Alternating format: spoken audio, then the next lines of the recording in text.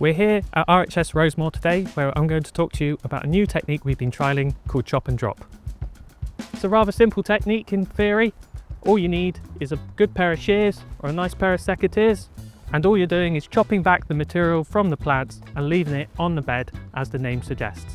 Here we have a lovely large group of Persicaria. They're a brilliant plant to do this method on. All we do is we grab our good big pair of shears, making sure they're nice and sharp, and we chop the plant back in sections, starting from the top and working our way down.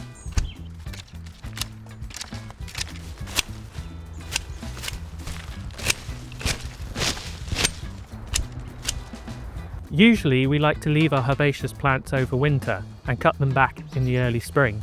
That's because it's a great benefit for the wildlife and it provides winter structure within the garden. However, with this Persicaria, as soon as the cold weather really comes in, this is going to get hit and start dying back and look quite unsightly. I like to get in here and do the chop and drop on the Persicarias before that happens, because while they're still stood up nice and straight, I can cut them into sections really easy without bending over. So here is a section which we've already cut back, right next to an area which we're going to move on to next. As you can see, the chopped up material has formed a nice even coverage on the soil surface. Now the benefits of this mulch is it's going to be protecting the soil over winter from frosts, from heavy rains and compaction. It's going to be suppressing the weeds, and later on in the season it's going to help retain the moisture. More importantly, as this material breaks down, it's going to be feeding the soil's ecosystem, which is going to help the plants grow better, but also support our biodiversity within the gardens. When it comes to shorter plants, like this wood aster, the technique I use is to chop it right back at the base. And my favourite tool for that is the handy sickle.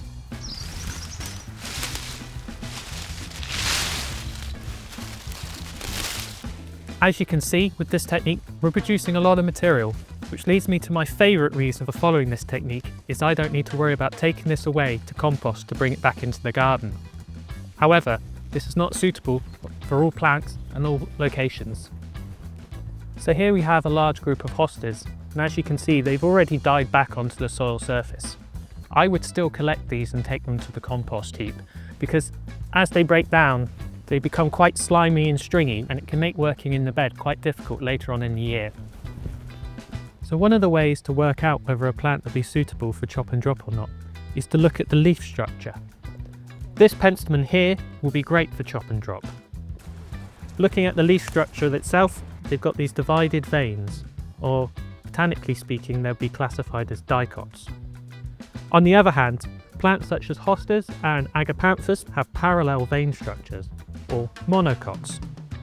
And when they start to break down, they create these fibrous structures, with the material in between turning mushy.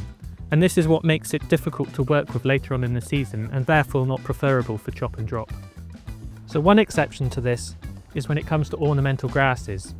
As you can see with this grass here, it's formed a large amount of biomass, which means when you chop them down into the border, you're going to be able to mulch a large area with a lovely consistent colour, which really can bring up a bit of brightness to the soil surface. So here is the final result. This is a bed which I've chopped and dropped a few weeks ago, and over there I've even added a layer of leaf litter on the top, just for added protection. So as you can see with this technique, you can save yourself time and energy, you can help improve your soil, and when done properly, it can still look really great.